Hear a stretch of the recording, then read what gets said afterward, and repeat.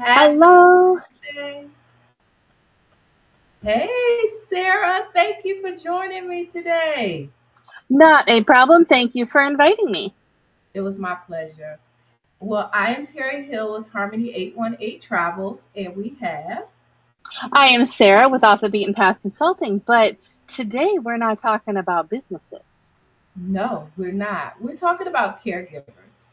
And caregivers and travel on a different spin about making space to reset. It's very, very important to be able to have an opportunity to reset.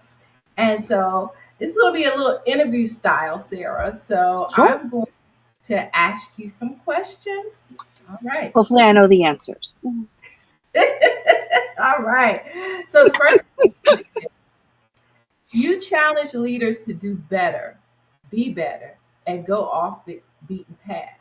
I How do. has caring for a family member within your household shaped the way you lead, both professionally and personally? Well, I think it. I think I merge my life and my personal life and my business life a lot. I work from home, and it kind of all merges. But before I answer the question, I want to just clarify that I came into my current caregiving situation about 7 years ago now. Okay. And now I've done caregiving before with my mother, with some other things, but my current life has a daughter with autism and some OCD tendencies and a lot of things happening. And so basically, that do better, be better, go off the beaten path thing is almost every day. All right, what is Allie going to do today? How can we make sure that not only do we do better for her, but that she has opportunities to do better also, right? And it's different. Everybody's better is different, right? But giving Allie those opportunities to thrive, to have fun, to be part of the world in ways that even 10, 20 years ago, she wouldn't have been able to, right? Because just the world was a different place. And but yeah, I think I bring that into a little bit of everything in my life. Okay. Yeah. When you're responsible for someone else's care, like Allie, rest can feel optional or even selfish sometimes. Have you ever felt that tension? And if you have, how had you navigated it? Yes, and this week is actually a really good example. It is funny because we've had this conversation with her day program, her grandma who watches her, my partner and I.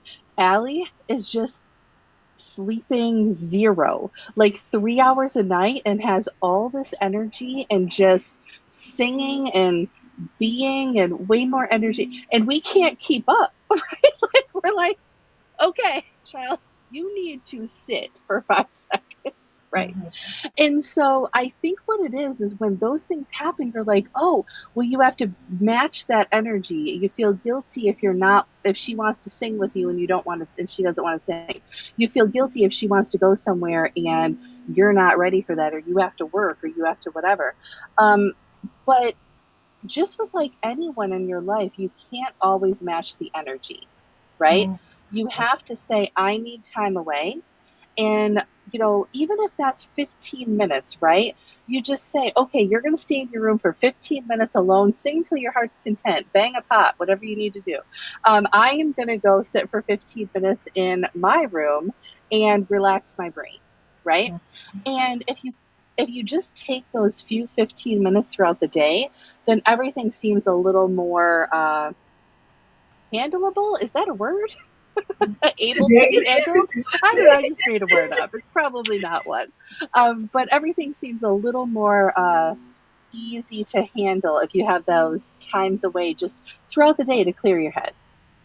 That's some good advice, Sarah. So many people they time block doing chores around the house. They time block doing work when they work from home. But in your situation, being a caregiver, sometimes it's those small pockets of time that you can still away. Yes. Like you said, it Hmm. gives you that moment to refresh, re-energize yourself so that you can be able to navigate through. So that's some great advice. Um, with everything you and your partner carry, do you still make time to step away, whether that's a full vacation or intentional time off? We do. We try our best, but with with someone like Allie, and there's a lot of people out there that have Allie-like people in their lives, right? Um, whether we want to or not, sometimes it's hard to step away. It's hard to find somebody that is capable of, and I don't want to say babysitting, 'cause she's 24 years old, but somebody that can sit with her, right? Somebody that can handle um, the things that she does. And it's usually not the autistic side, it's the OCD side that throws people off. And I'll do a quick example and then I'll answer your question. When I first came into Allie's life, it was probably like month two. I'm sitting there minding my own business, delivering and watching TV. She's up in her room, everything's fine. She comes downstairs and asks me for a snack, which is fine too. Um, but before I know it, she grabs a quarter off of the table that just happened to be sitting there and just swallows it. And I'm just sitting here like, I don't think that's a good thing, right? Oh, I'm no. calling her dad. And he's like, no, she has, I think it's called pica or pica, where she tends to eat things she's not supposed to eat. And Oh, trust me, a quarter is not the worst thing. It's not going to kill her. And I'm like, okay, but I'm alone with her and she just ate a quarter, right? oh Um, no. but the reason I'm saying this is because these are the situations that it's hard to find somebody to watch her that doesn't have the training or the a person in their life that has these situations, because they'll freak out like I did. And Right. so what we do differently a little bit is to find ways that all of us can get away and all of us can have a little bit of time. So over the holidays, we all did, her brother, who's 17, and us and Allie, we all went to Great Wolf Lodge, Okay. right? So Connor can go to the arcade and go swimming and down slides, whatever. Allie can do the lazy river and the hot tub, and she loves the thing where it dumps water on your head. If she could Oh, just live there and have it keep dumping water on her head, she would just be the happiest clam ever. But we all got a little bit of getting away. Does that make sense? And we yes. all had a little bit of fun and a little bit of de-stressing. So even if we can't find a way to be alone, we can find a way where it's still less stressful and we're all having a little fun to kind of make those harder times worth it with that little bit of a getaway. Yeah, that definitely makes sense. So, And it also gives Allie an opportunity to develop her own memories in her own way. And yes, that's fun. 100%. So that's really good. That gives people ideas to say, wait a minute, there's places that they can do family activities Oh, outside of just 100%. going to visit family. And So this isn't a sales pitch for Great Wolf Lodge, but if people who have an Ally, somebody with extreme autism or different physical or mental disabilities, Great Wolf Lodge is a wonderful place. They truly will work with you. They will make sure that you have fun. There's ways to get in the water and do a million things that you wouldn't necessarily be able to do at just a local pool.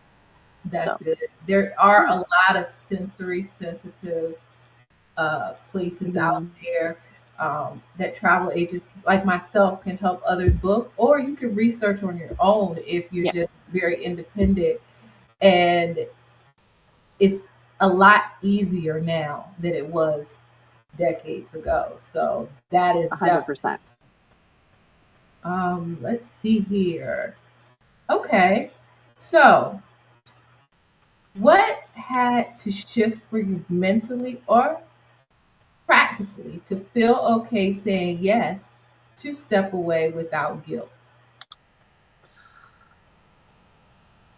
Making sure that you have a circle of people that can help.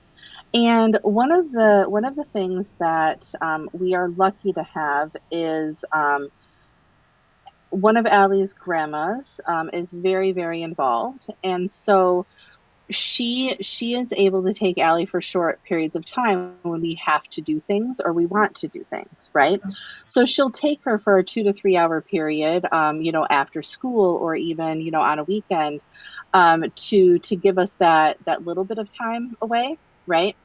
Um, So we are very, very lucky in that way. So if you do have a family member that has offered and you don't maybe feel comfortable with it, have them come over while you're there a few times to get used to the schedule, to get used to how things work for the person that you are caregivering for. I keep making up words. I don't know why. I don't know why I'm Sounds doing that good, today. Sarah. It sounds Um, good. so, so have them come over and learn the schedule, learn what needs to be done, and having like using Allie as an example, having her in spaces that she's comfortable with. Right, she's now comfortable going to Grandma's house, but a lot of times autistic people aren't comfortable going to a new place until they're used to it, right? So you go with them, you get them used to it, things like that. But then I do stand firm. Allie is very involved in Special Olympics. She bowls every single Saturday. She does other things with Special Olympics. It's a very good way to meet other people that are going through your same situation, right? Or similar situation.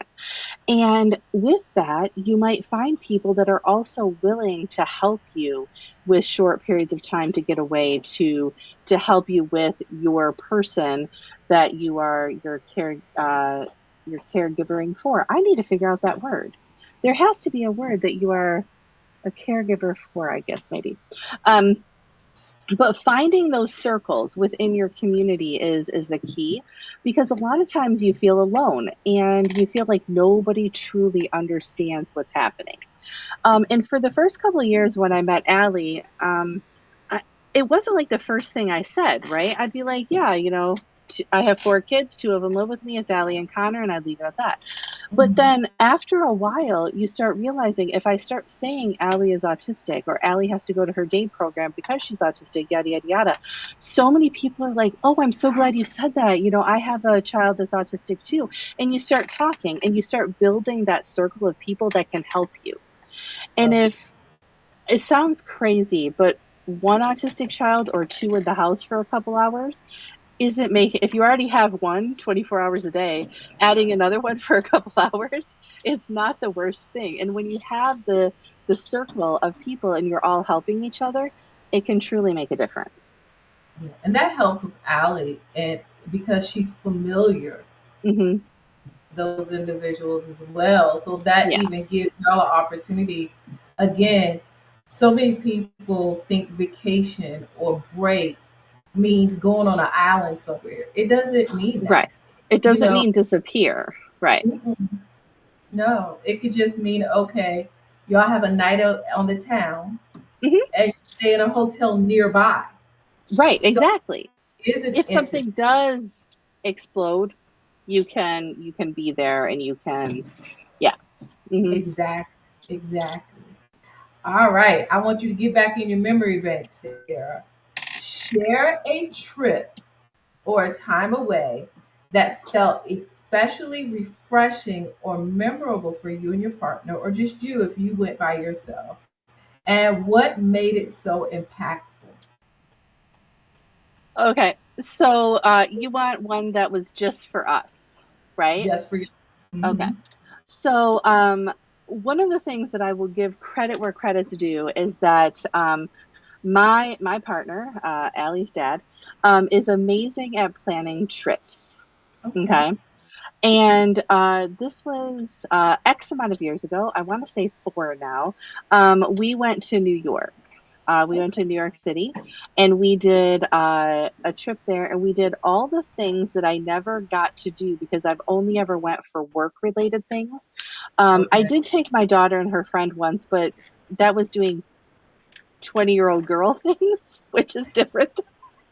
I can only imagine. Right. Okay. So I never got to do like adult New York, right? Like, and so we went, and it was wonderful because we planned things that we both wanted to do as adults, not 20-year-olds. And I say kids, but you get the point. It's still a kid. And not work related things. And it was a wonderful getaway. We did museums and monuments, and And I went to a Nike store and made my own Converse shoes. I Ooh, designed them, which was the highlight. They have one of them in Chicago now, but at the time they didn't have one here. So, yeah, it was very cool. It was a wonderful getaway. that's good. That's exciting. And off topic, you're gonna have to show me a picture of those shoes because Oh, I will send you them. Yes, they're wonderful. you're So, very creative. So I can only imagine what these shoes look like. So I can't wait to see. All right. So thank you for sharing about that experience. sure. Um, Now, after you took that trip Yeah. and you had that time away, what did you notice about yourself when you returned? Like your energy, your clarity, or even how you showed up as a leader because you had that break? So it always, whenever you have a break, and this has happened like my whole life, I think, when you have a break from your norm, you get out of your head with the normal stuff. Mhm. So if the 15-minute thing that I talked about earlier, you're still in that 15 minutes. Everybody is still thinking, oh, I probably got to do laundry. I got to clean the kitchen. I don't know, oil changes, pick the stupid things that are mundane things that you have to do, right? But when you truly get out of your house and you can't see the laundry, you can't see the kitchen, right? You left the car behind because you took a flight, right? Like Yeah. when you do those things, you truly get to unwind.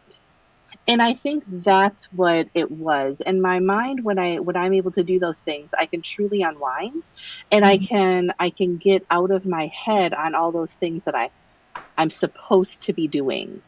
And I think that if people can get out of their heads more of what they're supposed to be doing and do what, and I hate to say what they want to do because that makes it sound, back to that word you used before, a little selfish.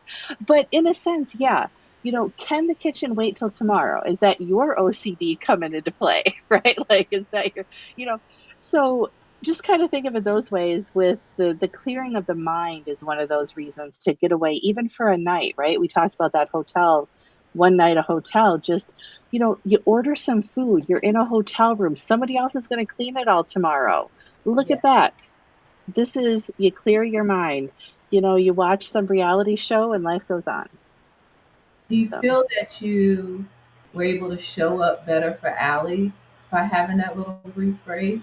Or was oh, no doubt. I think showing more up for Allie, but also myself, which helps Allie. You get my point? Like, all of that, just it truly allows you to see things in a different way when you come back, right? You're not, I don't know how to explain it. So, um, and I'm just gonna say it. So when I first came into Allie's life, there were a few people that I would be like, no, Allie's just being a brat today. You can't say that. She's autistic. No, she's still a brat, right? Like, I don't know how to say it. She still makes choices, right? There are certain things that are out of her control, right?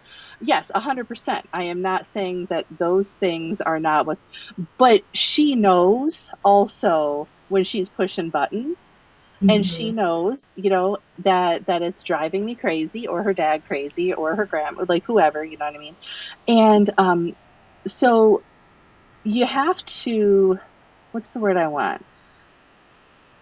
You have to make sure that you're looking at everything from a universal, this is a child standpoint sometimes, versus she is just autistic and I have to treat her as just autistic. No, she's a lovely child who loves to sing and dance, and she loves the hokey pokey and head, shoulders, knees, and toes. That song, like seriously, like there are things that I 100% enjoy about her every single solitary day.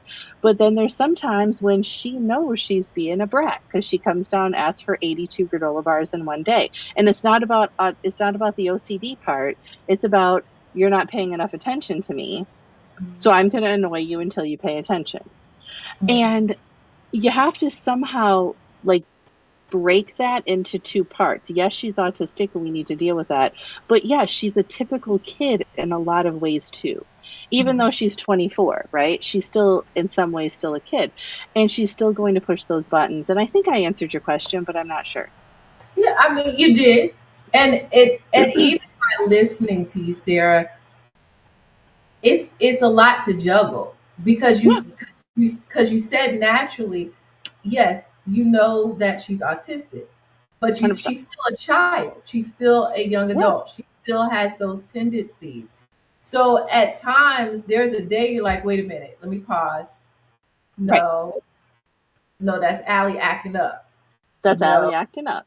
And then you have to put these different hats on. Yeah, So I do respect the fact that it may not be every 6 months. There may be just because you're doing things with Allie, but maybe once a yeah, year or once every 2 years. Whatever the case may be, based upon your household, you get sure. away just so you can say, all right, clear Hmm. head. So that's really cool. I like that. But I do want to say, like, I want people who's ever watching this, and I don't know who's watching this, but if you are watching this, learn what your child loves to do. And I've said it a couple times that Allie absolutely loves music.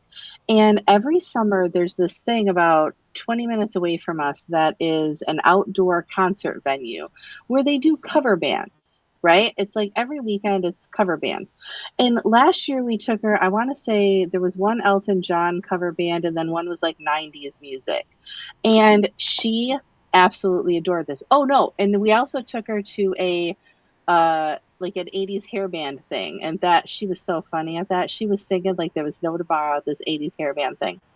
And find out what they like and you have fun too, right? Mhm. Because it's not torturing anybody. We don't make her go to all these silly things that we enjoy. You get my point? Where we go to things that we can all enjoy. I love that. I So, love that. And that's mhm, that's great. It's a family unit mhm. finding things that everybody can do when there's not times that you can get away. Right. That's what I'm saying. Yeah. It's Mhm. about taking those small steps if you can't take the big step. Mhm. So, mhm, Yeah, I love that. So your work challenges leaders to do better, be better, and we're going to say get off the beaten path, right? yeah. How does that philosophy show up in the way that you support leaders and organizations through your company, especially those balancing real life, like yourself, Mhm. along with leadership responsibilities? Sure. So a lot of the people that I work with are solopreneurs or small business owners like both you and I are. And it's the concept of not trying to do everything all at once. Do better, be better does not mean do all the things better on day one and do all the, like be all better on day one. You're never going to do that. It's about moving forward and taking those steps instead of moving backward or staying stagnant. And I think that's how you have to look at everyday life, especially when you are a caregiver for someone. And look, I didn't say caregiving. Woohoo. Okay. When you are a caregiver for someone, um, you have to say, how am I going to do better today or be better today, at least in a little bit of a fashion, right? Just a little bit, a step forward. And as long as you're not moving backward, that is an amazing feat that 95% of the population is not achieving today. Okay. 5% of the population have their own businesses, things like that, that they're trying to move forward. And, you know, those people are working from home. They're doing it at night after their 9 to 5 job. They're, trying to pull it off on the weekends with families, with caregiving as part of their lifestyle. And we need to start making sure that everybody knows moving forward is the key. That's it. Even if it's a quarter step, a half step, moving forward is the key. And you can do it if you find the right circle. You can't do it yourself. And I'm going to say that directly to the camera. You can't do it yourself. Yeah, yeah. And if you feel like you don't know your circle, I mean, fine. Right. Give me an example of how you found some of the activities that. Well, I'll be honest. I one of the things that I was really lucky is that, like I said, I came into Allie's life about 7 years ago. So her dad had years to start building some of these things and doing some of these things. But I'm going to tell you about a conversation. I'm not going to say the names, but we were talking to somebody yesterday, a few of us, and we were talking about uh, not dementia. What's the other where people forget things? My mind just went. Alzheimer's? No. Alzheimer's, yeah. So we were talking to somebody has a family member who's diagnosed with Alzheimer's and it's getting worse. And she did something in her city. She called a local chapter of the National Alzheimer's Association. I could be saying that wrong. And is going to be starting a support group for her to go to deal with a parent who has Alzheimer's. One of the keys is to not, there are people out there. Find the organization that helps, join a support group, and make a friend, right? But if you don't feel like, oh, it took me a few years to realize that I am a caregiver, right? Like, I was like, no, it's just Allie, right? Me, right? So if you're not comfortable with that yet, then talk to your current friends. Make sure they understand what you're going through. A lot of them probably don't, right? They're like, oh, yeah, so and so's, kid has autism, or so and so's mom has, uh, you know, anything. Like, pick all the things that we caregive for as adults. And if you don't tell them what you're going through, they don't know how they can help. They don't know Right. how they can show up. If you're just like, yeah, let's go out this weekend and have a beer. I found a babysitter for my mom. You get my point? They're like, Right. oh, great. Da, da, da, da, da. But they don't know what you're going through. They Hmm. don't know why that's so important that you got to step away. Right. And if you don't say that out loud, then you are going to have a closed circle. So either find that support group or make your current circle a better support group by actually telling them what's going on. Great. That look, jewels and wisdom dropped. I love that. I got two more questions for you, Oh, okay? all the time in the world. What do we want? Fantastic. So for caregivers that's listening out there who Yeah, feel like travel or time away isn't realistic for them, what would you want them to hear from you right now? it seems that it's unrealistic. Okay. But this is where you have conversations with the Terrys of the world, with the associations that help the particular thing that you're a caregiver for, to talk about what are the options. And one of the things, and I don't know if Terry's going to mention it, but Terry has been working on a cruise for caregivers, right? A way for people to get away. And a lot of associations have not cruises, but they have like weekend getaways, right? Where you can go for a Saturday and Sunday and just get away from whatever's happening in your household and be with people that understand what's happening in your life, or similar situations to what's happening in your life. And while it seems crazy to you to leave your child with someone else or to ask for help, these are the people that can make that a reality. And I want people to understand, I can't guarantee it's going to happen next weekend. So sorry if these are stressed. I can't do it next weekend. But there are options, and you just have to keep talking about it. Because one of the things that I learned a long time ago, so when I was in high school, I had a lot of things happen to my body. My body tried killing me twice. And I realized that if I don't talk about it, that it's never, like, people will never truly understand. And I think that's what happens with diseases, disorders, disabilities, you name it. We think if we just hold it in, that, oh, it's better. Nobody really wants to hear about that. But the people that don't want to hear about it are not the people that should be in your circle. And I'll stand firm on that. If this is part of your life and they supposedly love you, care about you, even like you, they should want to hear about what you're going through. Now, does that mean you should complain every single day about every little thing? No, because no one should do that. But they should know what you're going through, and it's not unrealistic. You will have that vacation if you keep talking about what's happening, you keep asking for help, and you include people in your circle like Terry, like associations for whatever disorder, disease, disability that you are encountering. Those places can help you, and there's always an option. So, That's good. That's good. And you did talk about something that I am working on, I and did. I'm sorry.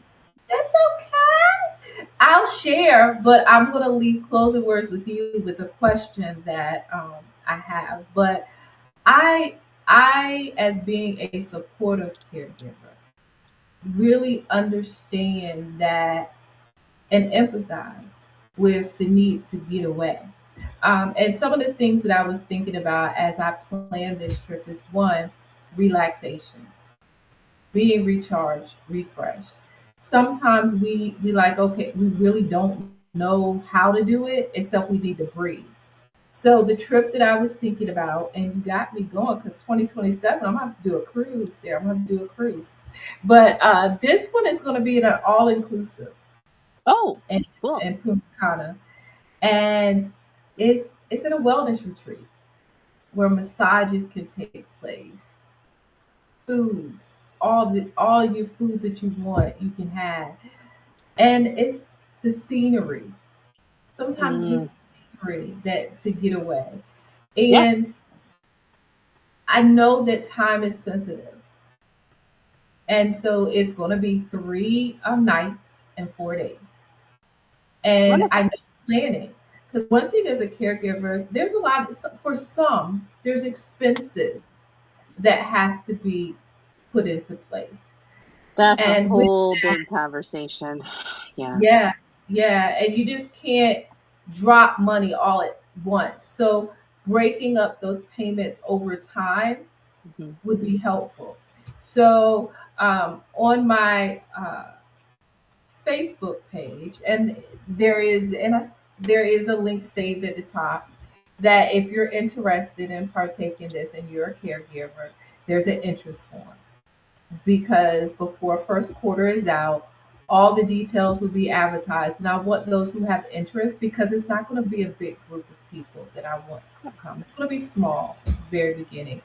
And the people who shared interest would get first opportunities.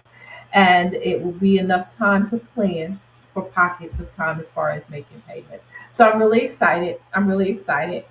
But I'm going to go ahead and ask this question of you and then we are going to go ahead and let everybody else have a phenomenal day on purpose. So, my question to you is for leaders or organizations, Sarah, Yeah. listening, who resonate with your approach and want to learn more, especially when it comes down to or off the beaten path consulting Okay. and how you help businesses and entrepreneurs.